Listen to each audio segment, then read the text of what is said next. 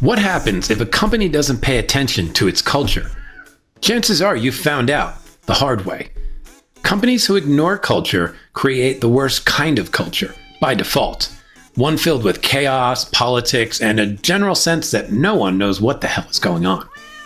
Nicole Mahoney knows exactly what's going on because she has carefully curated a culture based on shared values and purpose, one that provides support through coaching and mentoring, and one that celebrates people as individuals and as a team. Nicole is the founder and CEO of Break the Ice Media, a marketing agency focused on travel and tourism. She also hosts the Destination on the Left podcast with over 370 episodes to date. During the show, we talk about the agency's core purpose to support economic growth in the communities they serve, and how it both inspires and grounds the team in the work they do each day. We speak about meetings, everyone's favorite subject, and the agency's commitment to keeping them on topic and on time. Crazy, right? And we explore all the ways Nicole helps foster connection among her fully remote team, including in-person company retreats, video lunch and learns, and monthly wine time. That's W-I-N-E, not W-H-I-N-E, in case you're wondering. As Tom Hanks once said, there's no whining in podcasting, so sit back and enjoy the show. Cheers! Okay, Nicole Mahoney, welcome to the DesuckifyWork podcast. Oh, so excited to be here. And first of all, I love the name of this podcast. Thank you. But it's also a favorite subject of mine, although I've never called it Desuckify before. Yeah, well, maybe it'll get into your vernacular going forward. But either way, I think it'll be fun to dive into some of the stuff. I know you do spend a lot of time finding ways to make work better, and really good, interesting ways around culture and communication and connection that I think will be fun to explore. Before we dive into that good stuff, do you want to give a quick overview of who you are, what you do for work, and maybe a little bit of how you came to be doing it? Sure, absolutely.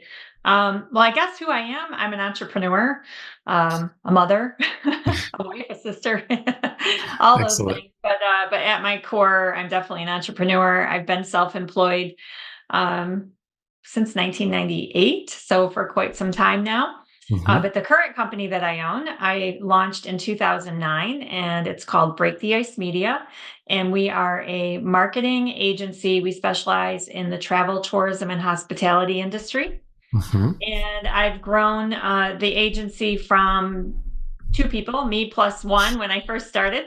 We're at 13 right now, full time, and then of course an army of freelancers and a VA and interns and all that kind of thing. So a little bit bigger. And through the years, I've learned a lot about building culture and building teams. And of course, I don't know if everybody likes to say this, but I like to say I have the best team in the world. They're awesome, and That's I'd be great. nowhere without them, for sure. That's awesome. Yeah, I think a lot of folks will say that, but I think as we get through this conversation, it may ring a little truer for some folks, just because there's a very active role you take in nurturing that team and providing them the kinds of tools they need to succeed, which I think a lot of people are curious about right now, because, and this goes to my next question, I think, what is your take on the state of work right now, sort of what you're seeing and hearing from folks around in your world? Yeah, it's changing. It's changing a lot. And generationally, I think too, we struggle. I'm Gen X. I have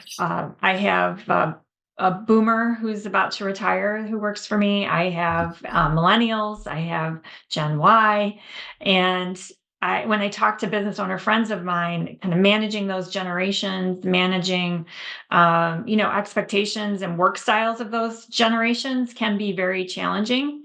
But what I've found in my business, it has not been challenging. And I think that's really because we're committed to our people. And we have a belief that, if we invest in our people, our business will grow. And so with that kind of a focus, I guess, as things have been coming up, when we hired our very first millennial, we started to shift and change in terms of their work style, and it's just continued because it's just ingrained in the nature of our business and who we are. Yeah, I think that generational thing is always fascinating because, you know, people tend to get a little defensive about some of that stuff, right? But I think just at least being aware of the trends, right? And paying attention to, how the generation's upbringing may have affected the way they think about work and how they show up at work. And it's not necessarily something they're showing up with necessarily fully as a choice. It's more like their perspectives have been shaped by the culture at large. And what I've noticed is Gen Z right now, they've been through a lot of turmoil and they've grown up with things that I'm a Gen X too. Like, it's hard to imagine growing up with all the technology and the rapid change. That has to have an impact on the way you then show up when you show up for your first, second, third job. So I think being aware of that and being empathetic towards that and then creating cultures that can adapt to that is a really good thing. Another question I like to ask, and this may relate to how well some folks have done over the years in adapting to generations coming up, but you've done a lot of entrepreneurial work over time. I'm curious, like, I've asked people, what's their suckiest work story?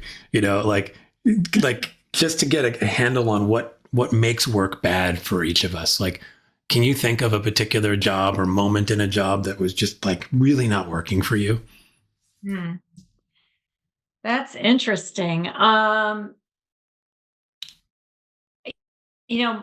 think most of the sucky ones come from when I was a teenager in my Yeah. first jobs. Yeah. And I think that the reason why they felt sucky is because there wasn't time spent with me in terms of training me or bringing me up in terms of, a hostess job, and just getting Yeah. thrown at the hostess stand. There wasn't a lot of time spent on actual training of how that Mhm. works. And that job I held for 2 weeks because I felt terrible because I one day put in an inaccurate order and I was Oh completely man. embarrassed and thought, I'm no good at this and I'm not going back. Now, if Yeah. I was in an environment that spent more time training and more time saying, now, mistakes happen, things might happen. This is what happens when an incorrect order gets put in. This is what you say to the customer. I would have been more prepared and probably felt, more ownership and more like a contributing member of the team instead of one who's costing them money because there was this meal that was incorrect. So Yeah. that was on a to-go order, I remember. So that one Oh, stands out in jeez. my mind. But Mm, I'm also a mother of teenagers who work in hospitality, mhm. positions at restaurants, and Yeah. they just get thrown right in. There's not a lot of training. There's not a lot of time explaining how the business works and how what they're doing is impacting the business. Mm, And I spend a lot of time talking to my kids about that and trying to explain a little bit more to them from my perspective on the role they have in making that business successful, you mm, know? So I hadn't thought about it like this before, but I guess that's a little bit of how I run my business because mm, from that very first employee I had in this company in 2009, I started by saying, I've been at that point, I'd been a freelancer for a little bit. And I said, I've been a freelancer. I'm hiring you because mhm, together we can do more and we can serve more clients than I can all by myself. But you mhm, need to know this is what I need from you. And like, mm. this is how you're, adding value to what we're doing. And that employee's still with me. I mean, she's been with me now for 14 years. So, Wow. um, I've always kind of spent the time on, making sure people understood their role, understood how it fits into the bigger operation. And now, I mean, we have a pretty rigorous onboarding schedule. We do a lot of training when they first start, and we do a lot of ongoing training Mm. as well. And so that makes a huge difference.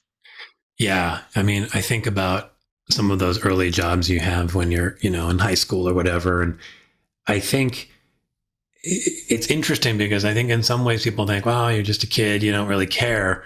But it's actually probably like you almost care the most because you're so clueless about the world of work. Mhm. And then you're just thrust into something that can seem sort of inconsequential.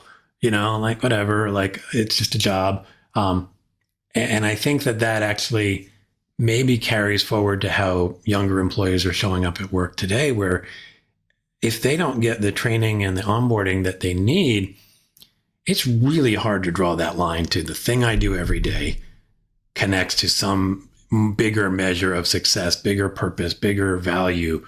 And I think when we're in it, I think sometimes we can forget just how hard that is for people who are coming up. And that's, I think, reason enough for folks to pay a little more attention to what younger people are thinking, because that's like, it's extra magnified, I think, for them to not really quite know how to put all those pieces together.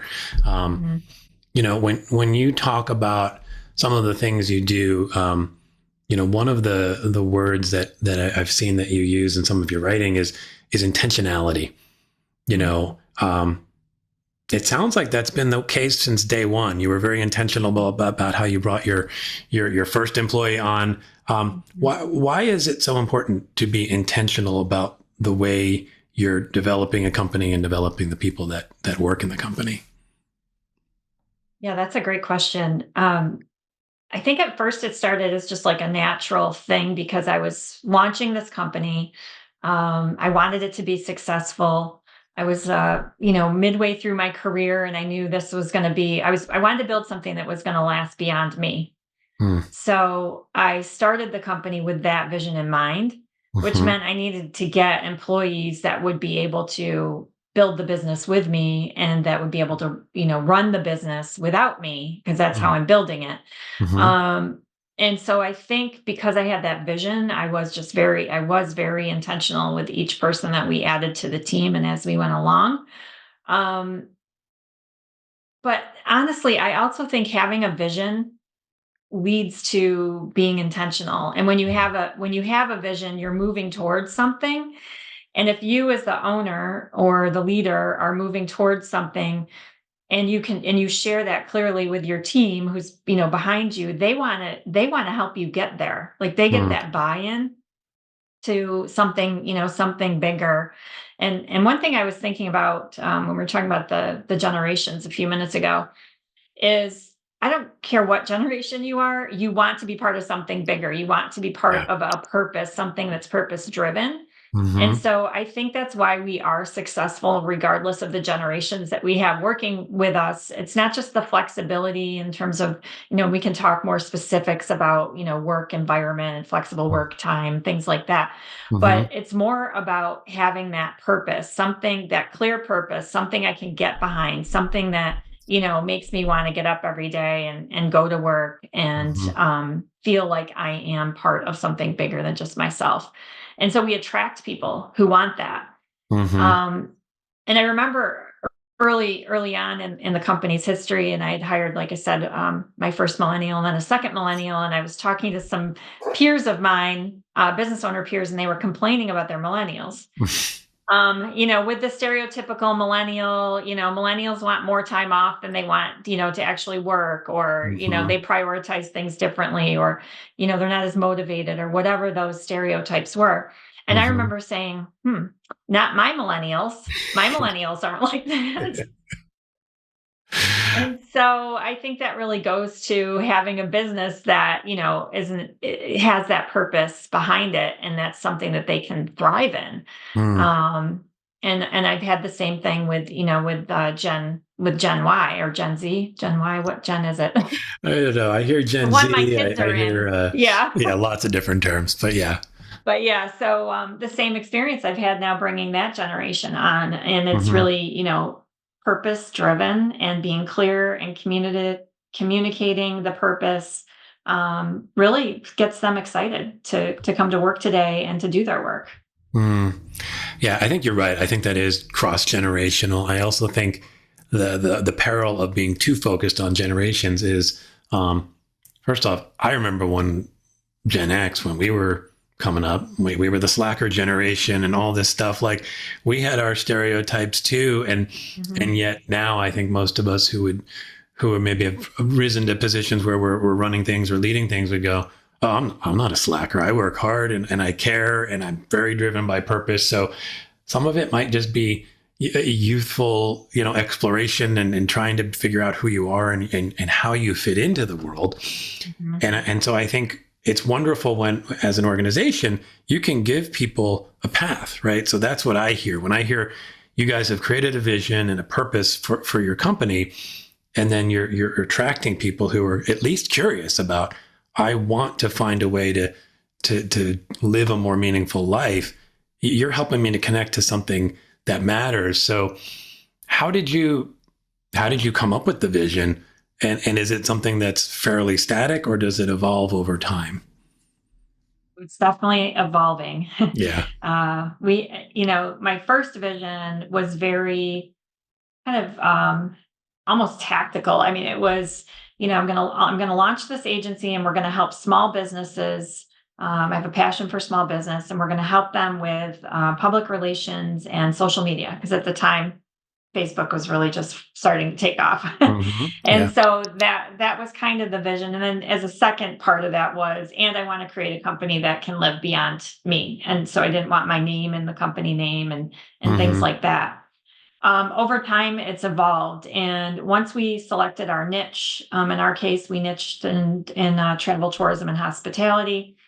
And we discovered the niche, and then we really got deep into the niche and into the work, and understood that the services we were providing, whether they were strategic planning or public relations or social media work or digital marketing, but all of that was helping our clients achieve their goals. And in most cases, well, I would say in all cases, our clients are, they're part of the economic vitality of a community. Mm. And so now our vision is this broader vision where we help travel, tourism, and hospitality businesses we help them to grow and thrive so that they can actually impact the economic vitality of the communities that they serve.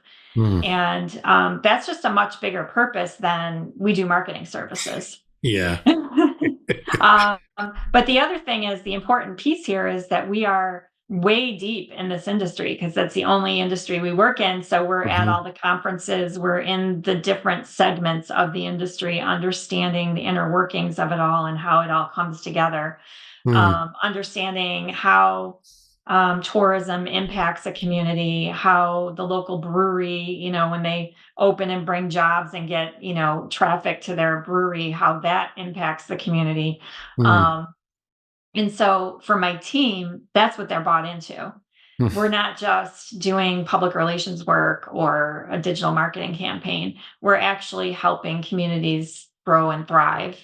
Mm. And that's really that's what you buy into. That's what gets you up every day and makes you excited. But that also makes them better servers, if you will, to our clients, Hmm. because they're invested in the end goal of the client as well. Mm. Yeah, it's so funny because even as you sort of explained the evolution of your vision, it was like the first vision. I mean, you can connect to it, right? I mean, it's like, okay, we're going to do this work and we're going to do it well. And then I liked the initial notion of, you want this company to live beyond you, which starts to pull you to a bigger place, like, Mhm. okay, we're going to create something lasting and something that really gets its roots in. But yeah, as soon as you started to say, we're focused on travel, tourism, and hospitality, and not just focused on that so that they can um, do well individually, but that their individual success is contributing to this greater cause of economic vitality, which I know for me, it immediately, like, it hit here, right? It's like it goes from Mhm. here down to the heart and to the gut. And, you know, I have to imagine that becomes part of, like, when you're hiring and you're talking to people, do you give them that vision and then see if that lights them up? I mean, is that part of the process to see if Mhm. that's something that they can connect to, so that when they show up, they're going to be really driven by it? Oh yeah, absolutely. In fact, that exact language is new language for us. We've been using it for about a year, and Mm. so we hired 4 positions last year, and we just hired a fifth position this year. And all of those job postings included that language in the posting. Hmm. And it is something that we definitely drill into, and ask questions around when we're interviewing. Mm-hmm. because we are looking for people who are as passionate about the work as the rest of us. Mm-hmm. And when we hire, it's not just a one person or just a leadership decision. We pull people in to group interviews depending on the position, who've been with the company, and who have been through all of the evolution of the company, who can Mm-hmm. ask good questions and get a feel for whether or not, this person is going to be a fit. Mm. Um, we also do, assessments and things like Okay. that. But really making sure that there's that chemistry between us and whoever it is that we're having join the team, Mm-hmm. is just so important. And to the point of the evolution of the language that we've been using, we're actually going to be rebranding Mm. our agency here. I'm not sure when this podcast comes out. It might happen right around when this comes out. It's, Okay. it's happening soon, Yeah. with an announcement in April. And all of that is really to align our company and our brand, the name of our company, with our bigger purpose. Mm. Oh, that's And so, exciting. yeah, we're very, very excited, and the whole team's been invested in this process. And so they're all equally excited about it.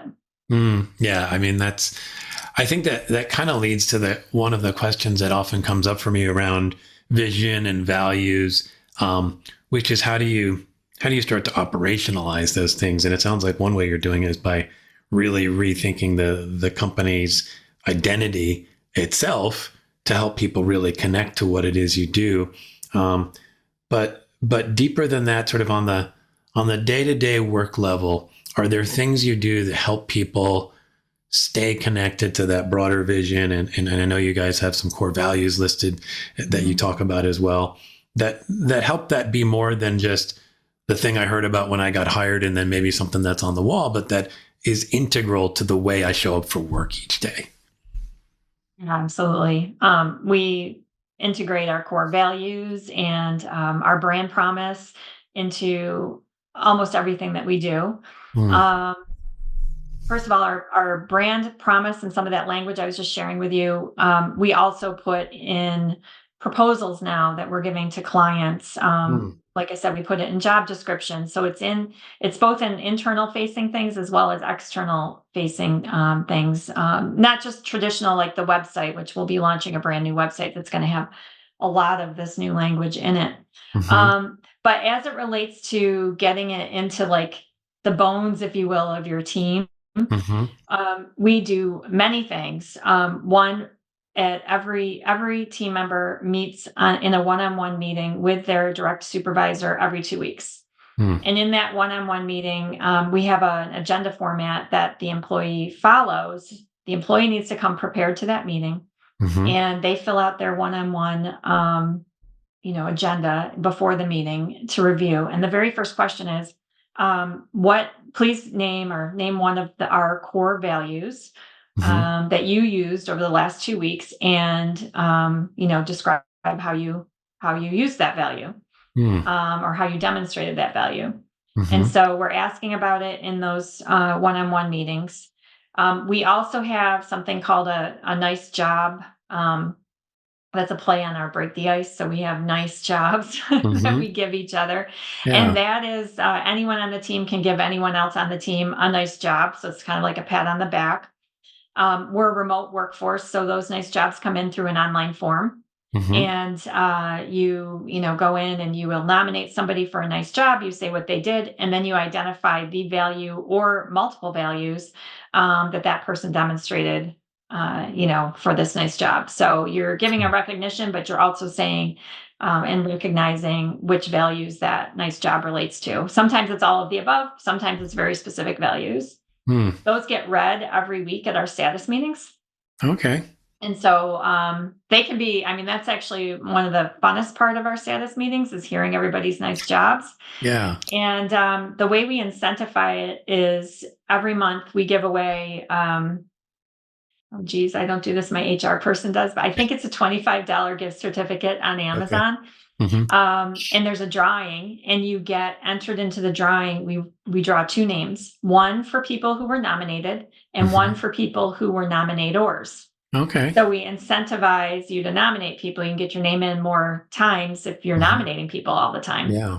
Um, and that really works out well, and that gives us an opportunity to reinforce the values there too. And Hmm. one of the things I've been doing in my nice jobs when I give them is trying to relate not just to the values but also to our brand promise, because that's a new thing that Yeah. we're with this new brand that we're rolling out. And so um, our brand promise is impact through community, connection, and collaboration. Hmm. And so I'll use some of that language in my nice job just to reinforce it. That's me, that's not everybody, but I think Hmm. it's important for the leader to be using those words over and over again, and to Hmm. show just how we are living out that brand, in our day-to-day work. Yeah. I mean, I love all of those things because I think it immediately shows how you can bring those values to life, bring the brand promise to life. And some of it, like the repetition, it's interesting because I think maybe some companies might be afraid to be like, I'm going to be beating that drum all the time. But yet, it's exactly like if you're in the world of communications and marketing, it's exactly what we tell our clients to do. It's like you can't just say the thing once and expect people to remember and connect to it. That's why you ask people to be consistent with their message and deliver that message through whatever the media that they're delivering it through consistently, so that eventually people hear it. And I think turning that inward with the messages that your own brand has the same impact. So I love that you're sort of walking the walk that you're ultimately putting out there to the world, which is really cool. I also like the notion of the acknowledgement, the recognition, and I think one thing you had written about on your site in some of your blog posts, and that I think is really interesting is you have these 4 ways that you focus on to foster a strong team, and one of those was celebrations. Hmm. Um, and I think that's kind of a light celebration, right? It's just recognizing and acknowledging people. And in some of the other ones, I think you talked about, the company culture, meetings with purpose, and then connection through coaching and mentoring. I'd love to kind of dive into each of these. I feel like we've Okay. been sort of talking a little bit about the culture, but is there anything more about the way when you think about building the culture that you'd like to dive into? Well, one thing I'd share about the culture is how invested my employees, especially the ones who've been with me a long time, which are most of them, except we did just hire 5 new ones. So, Yeah. but uh, I've had employees with me, like I said, the one she's going to be celebrating, I think it's 14 years this year, one that just celebrated 11 years, another one's at, I think, 8 or 9 years. I mean, Mm. they've been with us a very long time through a lot of the evolution of the company and the culture. And so they've helped us develop the culture just as much as I have as the leader. Hmm. Um, and I think that happens because as a leader, I'm open to it. Mm. It's not that I don't sometimes disagree or say no. So I don't want people to think, oh, wait, how do you do that? Hmm. Um, but they're just as much part of it and bought into it, and come up with ideas and execute on ideas as I do. And so, therefore, they have a real ownership. And so, one of my employees who just celebrated 11 years, we use Slack as our internal communication tool. And through Slack, we have the Donut app for anybody who's a Slack user. And the Donut app, you can program in everybody's, anniversaries, birthdays, and things like that. So it reminds you. Mm. So Slack said, today's Sarah's 11th anniversary. And then everybody's like, wow, congratulations. Thank you so much. I can't imagine this company without you. Hmm. And then Sarah wrote into the Slack, very reflective. She was being very reflective. And she said she just feels so proud, and so blessed that her career journey has, brought her to this company, and that she's been able to be a part of, the growth and the change that's happening.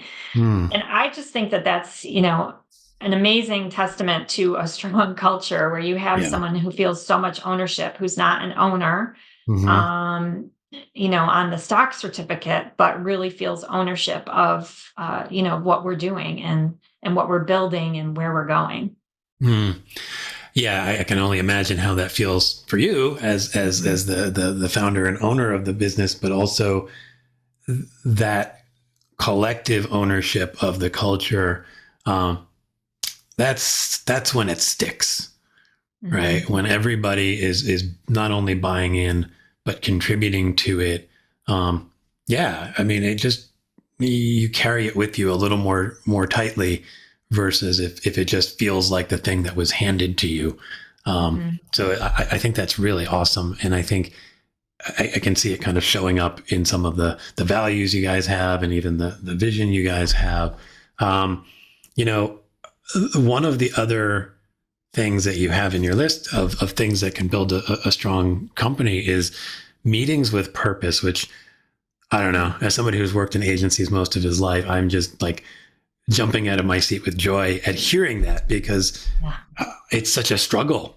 I feel like it within, I don't know if maybe it's everywhere, but in agencies, it feels like there is just inertia towards lots of meetings and a fair amount of them that feel like, did this need to be a meeting?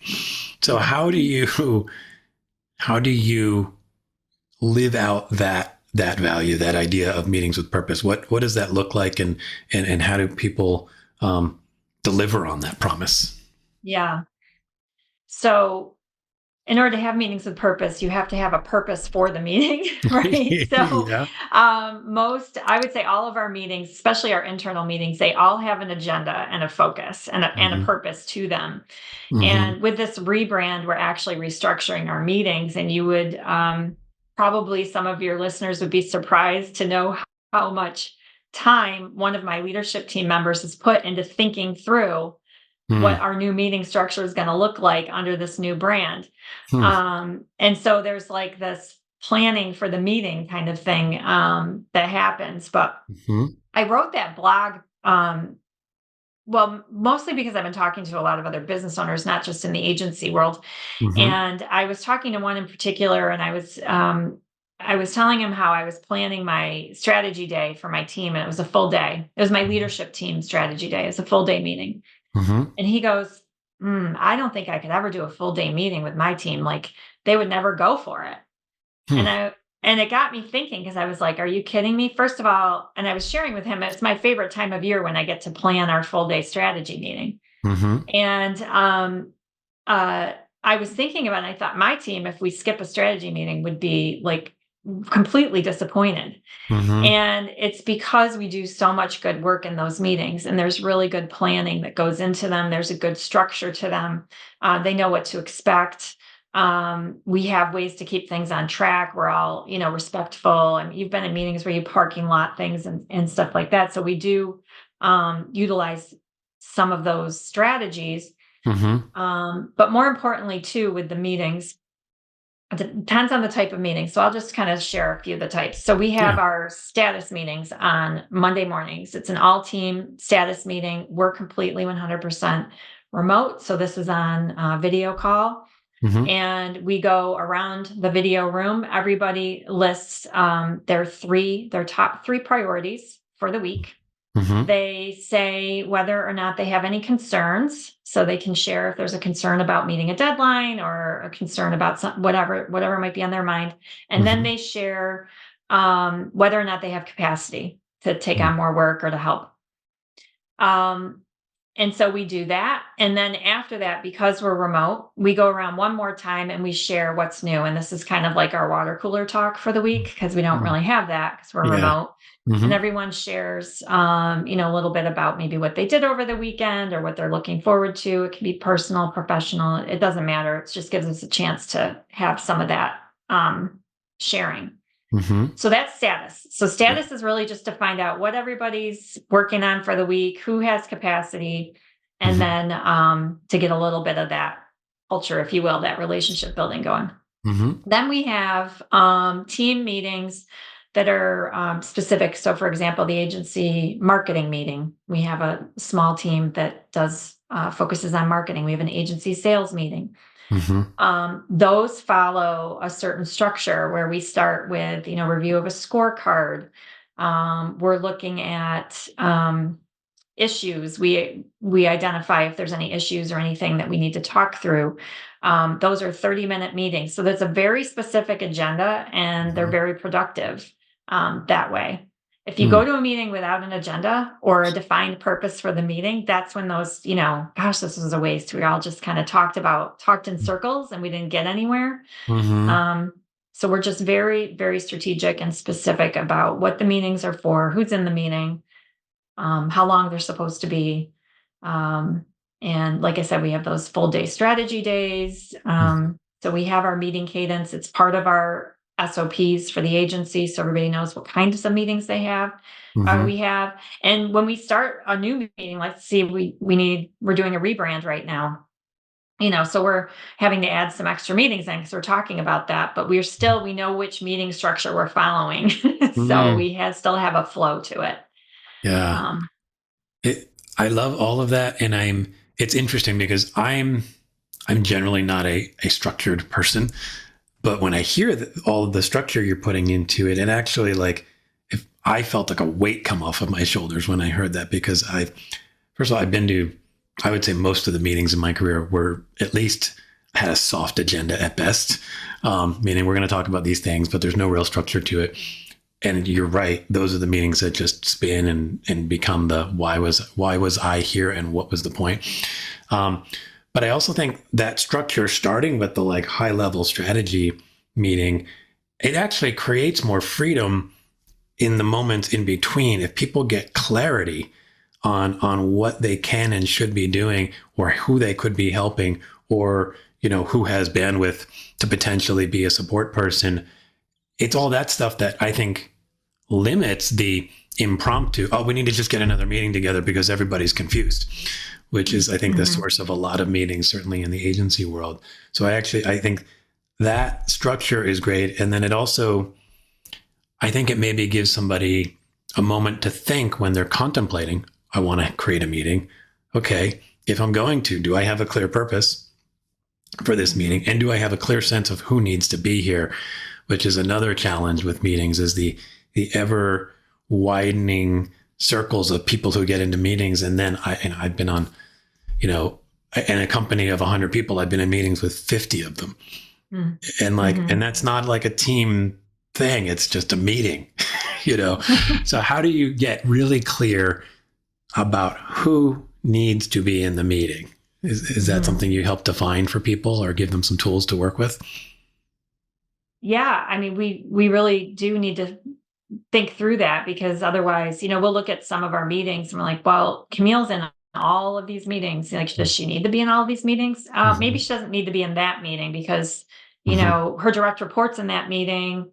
And if there's something she needs to know about, the direct report can go back to her and let her know. She doesn't have to sit in on the meeting. So that's one way that we think about it.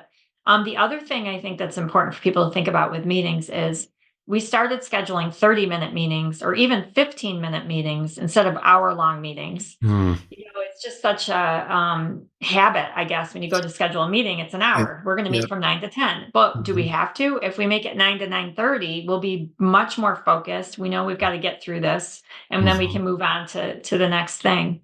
And the other thing I wanted to point out, you said, that it took a weight off your shoulders or what have you. Yeah, the structure to the meeting allows us to be much more focused in the meeting, and therefore you can be more creative and free flowing with your ideas. Because right now, this one thing is getting all of my attention, for this, however many people are in the meeting. And then once we decide we're done with that agenda item, we're on to the next one. Now this thing is going to get our full attention, and it's much easier to solve that way. Issues or move things forward or whatever it is you're trying to accomplish. So, so I'm all for meetings, but meetings with purpose for sure. Yeah, God, I think, I don't know. I think that little module there could go a long way for a lot of companies, because I think it's a constant struggle, and it even becomes more tricky and challenging in the remote / hybrid / on-site world, where whether you're fully remote, fully on-site, or fully in between, there's different potential issues that can come up with how to run a meeting. And I think you guys are fully remote. Is there anything as it relates to that shows up in the way you think about your meetings? Absolutely. Our meetings have changed since we went remote. So we were not remote Mm-hmm. pre-2020, probably like many, many people. Yeah. And now we are completely remote. And not only that, but we're dispersed all, we're not all in the same city anymore. We're all over the place. Mm-hmm. So we learned through 2020 and into 2021 how to how to be engaged as a team. And so the status meeting, for example, the example I gave you, we used to do that as a 15-minute stand up in an office. There Mm-hmm. wasn't the what's new part necessarily at the end. We did something, it was a little different, that was much quicker. Mm-hmm. But we realized being remote, we actually need to take, 45 minutes. Sometimes the bigger our team gets, up to an hour. We usually don't have to go a full hour, but we need that time to do Mm-hmm. the what's new, because that's how we're going to stay connected as a team. So that was a change because we're remote. Mm-hmm. We also realized we needed some more touch points during the pandemic. We were meeting. We'd have midweek check-ins every week, and we'd Mm-hmm. have end of the week like happy hours. Mm-hmm. On a Friday afternoon, all on Zoom. Of course, it was a pandemic, so we all needed that touch point a lot more frequently. Yeah. But we decided to keep the midweek check-in. We do it once a month. Mm. So once a month, we have a Wednesday check-in, which today actually is Wednesday, and our check-ins today. Mm. But in those check-ins, now over time, it's evolved where the check-in, during the pandemic was literally just, let's just talk. It's just a Yeah. check-in. Mm-hmm. But now it's a productive meeting in that they're always in the beginning of the month. So today we're going to be looking at our February numbers and to see how we did in February. And we're, looking ahead, what do we need to do here in March? And so we're using it more as like a scorecard, numbers sharing, update sharing kind of time. Mm-hmm. And then we also added in once a month a lunch and learn. Mm. So we're Eastern Standard Time, 12 to 1 Eastern Standard Time. Once a month, we have a lunch and learn. And sometimes we'll bring speakers in for that. Sometimes it's a team member teaching the other teams about something. But we have this slot, and you'd be amazed like how many times something comes up and we go, we need to share this with the whole team. And we'll Mm-hmm. decide, oh, well, this could be our lunch and learn, or, oh, this is a short thing. We'll put it in the midweek check-in. Mm. So we have these these time slots where the whole team is together, where we can, communicate new things and kind of keep that open, because we're not in an office environment, and we did not have those things when we were in the office. Mm. So those are some changes. Another big learning we had, being remote from being in person, started with our interns, but it's actually translated into new hires as well. The first intern we had that was fully remote, we realized we needed to have more frequent check-ins with them because they were remote, to make sure they understood the work, that they had what they needed. Mm-hmm. And so we ended up implementing, like daily check-ins with them. And then with new team member onboarding, we realized kind of the same thing, where we have morning and end of day check-ins for 2 weeks. Different team members take the check-in. So they're meeting Mm-hmm. with somebody different each time, Yeah. checking in with the new team member during onboarding, just to make sure they don't have any questions, and to see how things are going, and to keep them feeling connected, because we're remote. So we want to Yeah. make sure they are seeing us frequently enough. Hmm. So those are other kinds of touch bases. So yeah, we live on video now.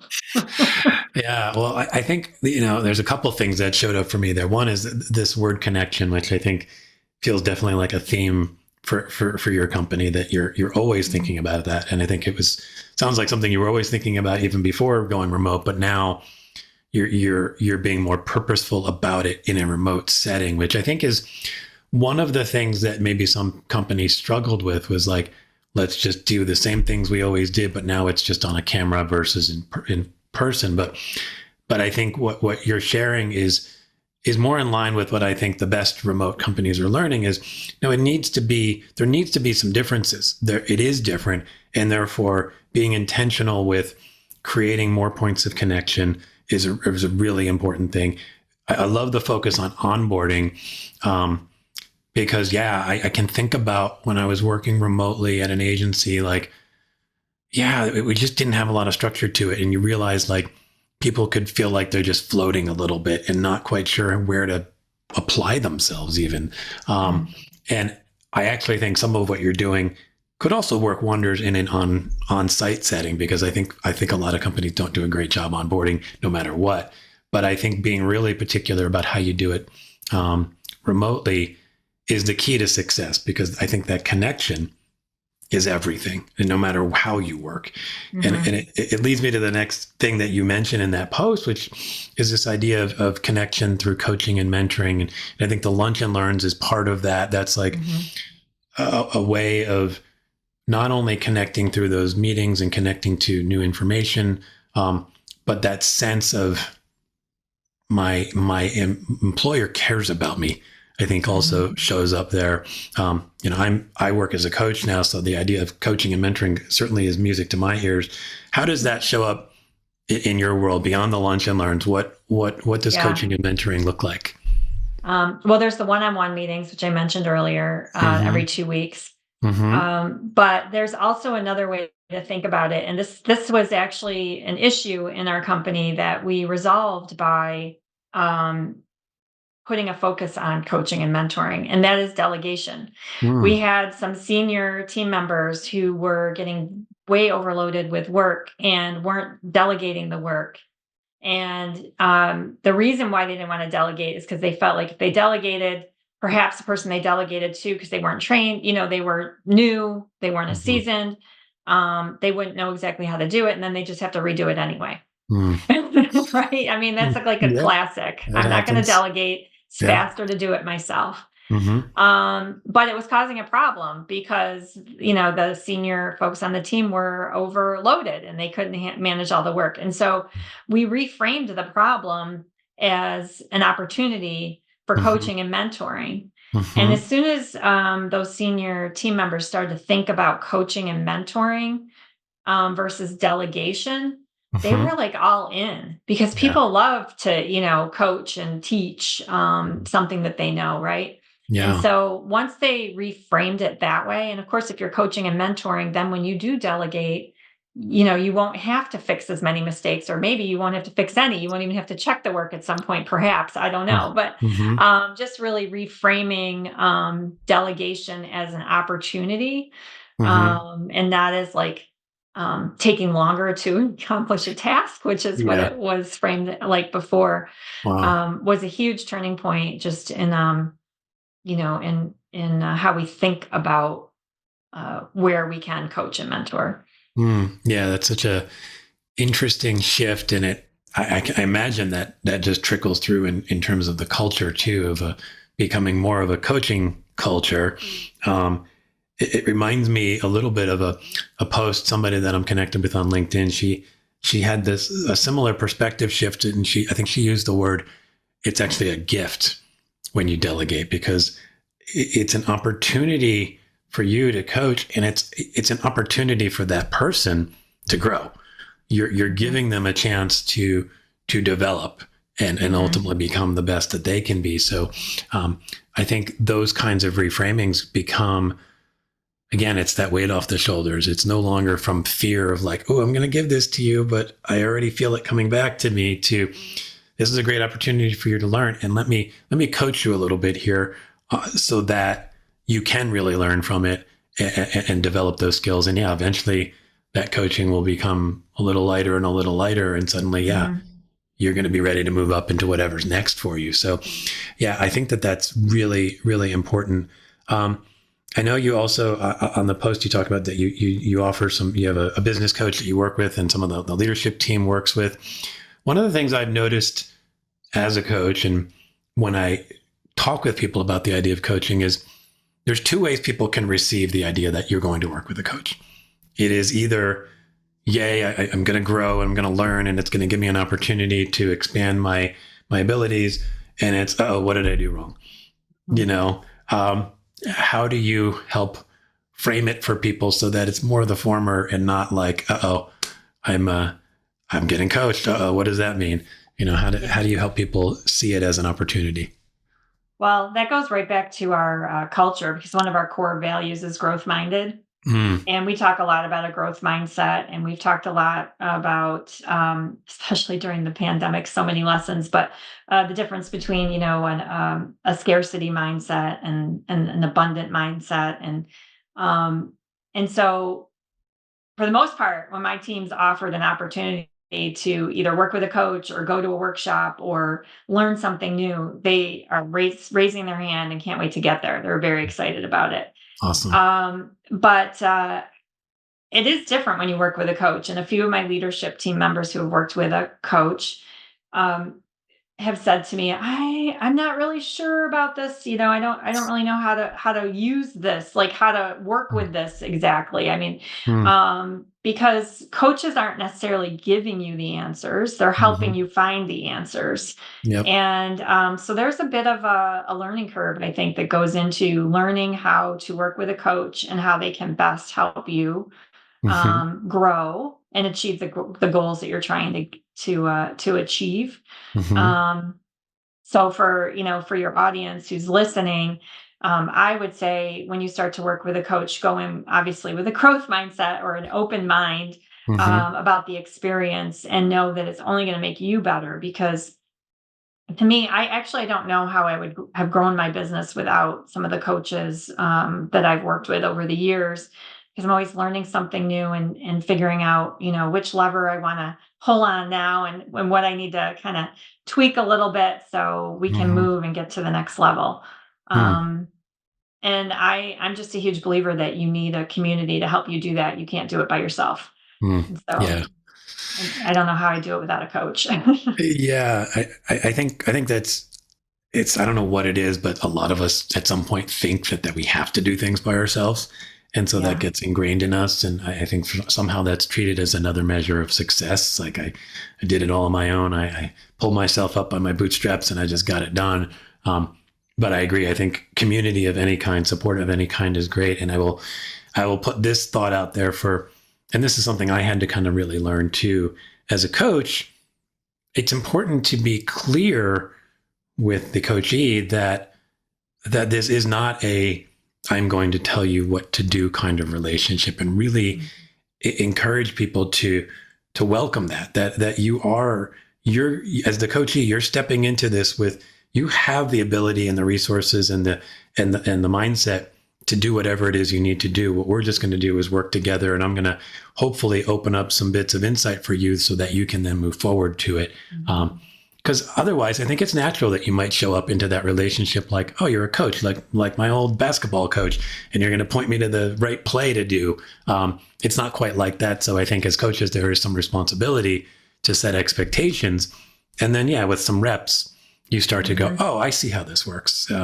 But we can Mhm. we can speed it up a little bit as a coach to help people understand how it works. So um, Mhm. one of the other things you talked about the celebrations. And I think there's some really great ones there. I really like the nice jobs thing that you guys do. Things like the little happy hours and all that stuff. Those are obviously just great moments. But what is it about celebrations that you think is really important to creating the kind of work environment that you want to create? Well, I have a office full of high achievers, first Mm-hmm. of all, right? And as high achievers, we're always striving for like the next thing. We're always trying to get to the next goal, Mm-hmm. trying to improve, our systems, our processes, ourselves, whatever it is. Mm-hmm. And we do have to like just take a minute, take a beat, and celebrate, where we are, where we've come from, and what we've accomplished, instead of always being pushing towards that next thing. And Mm-hmm. so, by having some of these things like the nice jobs, for birthdays, we send flowers. But it's even more than that. We do get together in person at least once a year, generally twice a year, as a whole team. I fly everybody into one place. Mm-hmm. And so, for example, last November, we had our full on team strategy meeting. So that was the whole company. We went to Niagara on the Lake in Canada. Nice. Flew, so most of us could drive there, some had to fly. Mm-hmm. And we spent a full day in a strategy meeting. And then we spent a full day doing what I called team building day. Mm-hmm. And the first part of team building day was everybody got a spa experience. Nice. The second part of team building day was we shopped the little community. Everybody was just kind of free to relax and do what they wanted to do. Mhm. Um, we were at a place where we did a high tea together, and then we did this fantastic dinner together. Nice. And it's that kind of, and in that moment, we were doing our strategic planning, but we're also knew we were coming into a year where we were rebranding. Mm-hmm. So we were celebrating everything that Break the Ice Media was, everything that we've achieved, Mm-hmm. and at the same time, you know, looking forward to what was going to come this year, to the new name that we're going to be announcing this year. Mm-hmm. And I'll tell you, it's just such a high. It Yeah. really is. I mean, everyone just had such a great time. And actually, it was funny at one of our dinners. Actually, I think it ended up happening at two dinners. We decided we were going to ask everybody a question. Everybody answered the same question, and to learn a little bit more about them. And so the question was, how did you meet your partner, your spouse, Mm-hmm. your partner, you know, whoever that may be? So Mm-hmm. everybody went around and shared their like how I met my partner story. Mm-hmm. And then I think it evolved to the next night's dinner. They said, well, let's share how our parents met. And Mm. so not everybody knew, but most did. I thought, well, that was an interesting question. That's really But cool. it was just kind of fun. It was them. It wasn't me coming up with these ideas, but they Mm-hmm. wanted to get to know each other more. And so Yeah. now you're telling like stories, you know, and there was a lot of laughing and just a lot of, again, I guess I'm coming back to connection, but a lot of connections made as a result of that. So celebration is, you know, those things that I talked about with the nice jobs, but it's also when we're together as a team, making sure we have that time together Mm-hmm. to celebrate the work that we're doing and Yeah. continue to connect. Yeah. I think again, you can kind of feel the emotion coming out of that, right? Those moments when everybody gets to come together. I even found when you worked together on site, when there was like a company retreat or whatever, it was just a different kind of connection that happens. There's something about stripping away the office stuff that does open you up to being a little more curious about each other as people, kind of beyond the roles we play at work and into how did your parents meet? I mean, that's such a fun and interesting evolution of the how did you meet your partner? Because I immediately go, well, I know my parents met in college, but I don't actually know like How they the met. details. Like I know they were sort of friends and then they started dating, but like, and they may have even told it and I may have lost it in my jumbled brain at some point, but it then just gets you're so curious. And then when somebody tells you the story of their own parents, it's like how much more you start to know about that person, like, and Exactly. how much more it invites you to then just want to be curious about the people around you. So I think those kinds of events are wonderful no matter how you work day to day, but in the remote world, and this I think shows up for almost anybody who's done remote for any period of time, that you need the at least once a year. And like you said, twice a year, probably even better. Some places I know even do it quarterly, but that, gets a little trickier. But regardless, they're so important. And I think because it all comes back to the connection. And then, the ability to just sort of look around and go, yeah, we did all this cool stuff this year and we're about to launch whatever's coming next. And something about doing that around a dinner table or at high tea, it makes it, I don't know, there's a little more stickiness to it to me versus simply like pulling everybody into the conference room or the virtual conference room on Zoom and doing that. So I love that you guys do that. One thing I wanted to touch on quickly is, we're here doing this podcast and I know you do a podcast. So I wanted you to just give a chance to talk a little bit about that. And what's been your experience with that so far? Yeah, well, I launched a podcast in 2016, and that was right around the time, probably a year or so after we had decided we were niching in the travel, tourism, and hospitality industry. And so one of the ways that I really wanted to kind of cement that we were in the industry was to launch a podcast that focused on the professionals of the industry. And so I would interview people from all parts of the travel, tourism, hospitality industry on creativity and collaboration. I think I'm up to, I don't know, 370-ish Wow. episodes now, Excellent. because we're in Congratulations. our eighth year, which is crazy. But I can't imagine having my company now without the podcast. It's such a integral part of the company, but also of what I do. and Hmm. how I do it, that it's just been it's been a lot of fun. I've met so many people, learned a lot. My team Hmm. learns from them as well. We've made more connections with people around the world that we would have never connected with if it weren't for the Hmm. podcast. So um, I love the medium. I love listening to them. Yeah, same. Yeah. I'm a huge fan. So Yeah, no, I think it's neat that you've obviously done it for so long, and it's really focused in this area of travel and tourism. And my God, I can only imagine some of the conversations over the past few years as travel and tourism has evolved through the pandemic, and how people travel. I know is showing up differently. mhm. Even still, I think it feels like there's sort of I hate to use this term, but a new normal that's sort of evolved in the world of travel. So that's got to be, I imagine, really fun.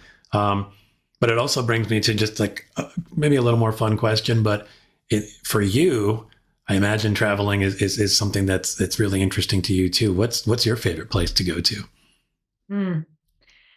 Well, my favorite place is actually where my family loves to go, which is to Maine. We Mm, loved our family vacations on the coast of Maine.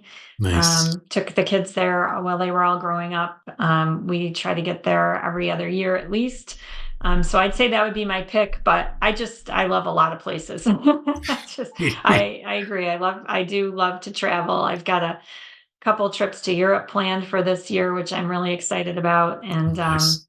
just any kind of travel, no matter where, if it's domestic, even if it's only an hour away from your home, I think expands your understanding. You used the word empathy earlier, Hmm. empathy for, other people, and brings us closer together. Hmm. When you sit in your own community or your own town and you don't go out and see the rest of the world, it not only is it isolating, but you also just don't get to see how, other cultures work. And it doesn't even have to be it could be another culture, how they work in Georgia. It's Yeah, different than how totally. they are here in New York. Hmm. And so it just really does open up your view and makes people better world citizens, in my opinion. So I'm a Yeah. huge, huge, huge fan of travel. Yeah, I totally agree with that. I think we could use a little more empathy. And yeah, like you said, I mean, I could probably travel 2 hours from where I am right now and be in a very different culture. And that just opens your mind and opens your eyes. It's interesting because it helps you see how different people can be, but also how similar people can be, right? Exactly. And I think Hmm. that's a really beautiful experience that shows up in terms of us as humans, but that we bring that to work too. And I Hmm. think that that's really, really valuable as well. Any dream destination that you've got on your list that you haven't gotten to yet? Oh, geez. Um, well, in the US, I'd really like to do what they call the Mighty Five in Utah, the five Mm, state parks there, Moab, Zion. I'm not gonna be able to mhm. list them all, but I'd love to do that Nice. trip. Yeah. Bryce, thank Yeah. you. Yeah. Hmm. And I think that's probably, and then my other one is Ireland. I've never been to Ireland, but I'm Mm. hoping to check that one off this fall. So, Ooh, I have not done a lot of overseas traveling, but Ireland is a place I've been to, and oh, it's wonderful. It's just yeah. a delightful place and delightful people. Um, Hmm. well, as we take some of that energy, I think maybe we can move towards a couple of final questions, and I'd love to kind of get your perspective on some things that I ask everybody, because I Hmm. think that's part of this desuckification thing for me is just getting all these different voices to hopefully provide some insight on how we can make work better. And one of the questions I always love to ask is, if you could wave a magic wand, what would a fully desuckified work world look like? Hmm. Um, for me, it's a place where people are bought into, the purpose of the work that they're doing every day. It's a place where you don't have to be perfect. Mm, We didn't talk about this, but in our workplace, we talk about. I mean, mistakes happen. yeah. You're not shunned for them. We learn Mm, from them, right? We learn and grow from mistakes. hmm. You don't have to put on, a certain kind of persona to Hmm. participate at work. Yeah. So where you can just be yourself, be who you are, realize your goals, feel like you're part of, something bigger than yourself. That adds to fulfillment for your life, joy and fulfillment, really. I mean, we Mm, spend so much time working. It yes. really should be joyful. It doesn't have to be joyful all the time. I mean, Right. we all get frustrated, Yeah. but but it adds to it, and not this load, that you're, oh, I've got to go to work today. Yeah. Um, The Sunday scaries. We don't want those, you yeah. know. Yeah. Hmm. I think the idea that it is a place we spend so much time at and that it should joy, fulfillment. I mean, you talked about being able to be yourself. I mean, I think work can be a means of sort of self-expression, like taking the Hmm. best of what's inside ourselves and putting it out into the world. And that is a wonderful feeling just as a human Hmm. being. So why not make work like that? I love the picture you're painting there. And it's clear to me that you're doing things, even without a magic wand, you're doing just like practical things that you're instituting into the agency that that are moving you guys much closer to that ideal, which again, I'm hoping people who are listening are maybe picking up bits that go, oh, we might use that, or oh, we could use that, but we would tweak it because for us, this is what would work. And that's what I think when this really starts to take effect for people. Um, Kind of piggybacking on that question, are you optimistic that sort of as a work culture, particularly maybe here in the US, but maybe globally, do you feel like we can get closer to that ideal state? Well, I think anything's possible. Yeah, I I'm love a that. forever optimist, so I Yeah. do think anything's possible. I also think, I mean, entrepreneurs in general, small business owners, which the majority of people in the US work for small businesses, Hmm. um, are doing a lot of these things, are creating those types of workplaces. I mean, just in general, I think we care about our employees and are much closer to being able to make that kind of a desuckified workplace, Yeah. perhaps than maybe our corporate, giant corporate organizations that have thousands of employees, where it's much harder, Hmm. or even government entities. Frankly, my husband worked for the New York State government, and wasn't the best culture, Yeah. and it's part of just how that system is built. And Hmm. so it's a really interesting dynamic to think about. How can you change, a government culture or Hmm. a large corporation culture? But I definitely think small business owners, entrepreneurs, absolutely, we can Well, move there.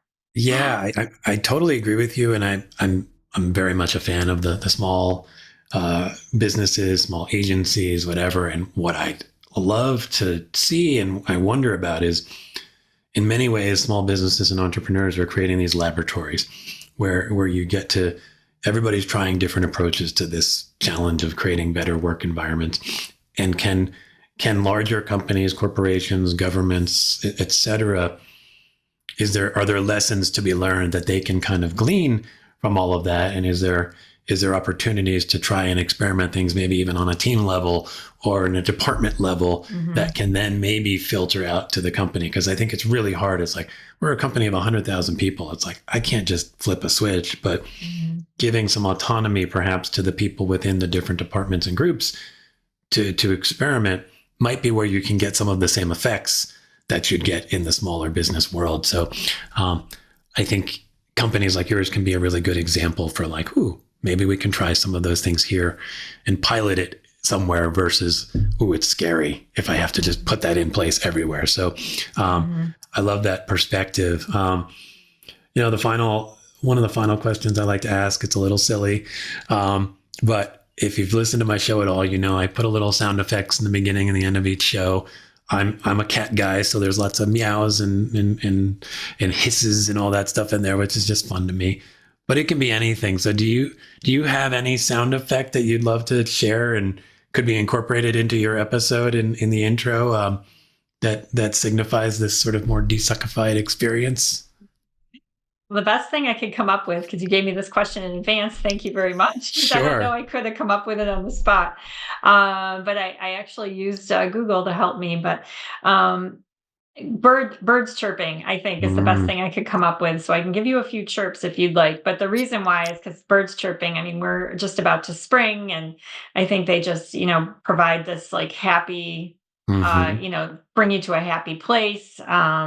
It's all about growth and regrowth when you think about spring. And so I thought birds chirping would probably be the closest Yeah. thing. And maybe a chirp is something that I usually do. I love it. Do you have a couple of chirps you could offer us? So I would say chirp, chirp, chirp, chirp. How's that? I love it. It's so funny. I've become much more obsessed with Oh birds gosh. the older I get.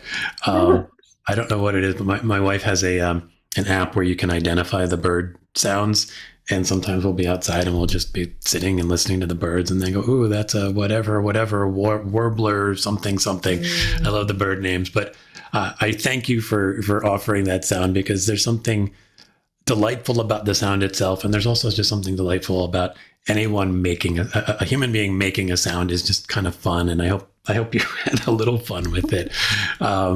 It's Love I it. think it adds to the ability of just being able to like let go for a moment and make Yeah. a fun sound. I do my Mhm. meows and all that kind of stuff the same way. Gives me the same Yeah. joy.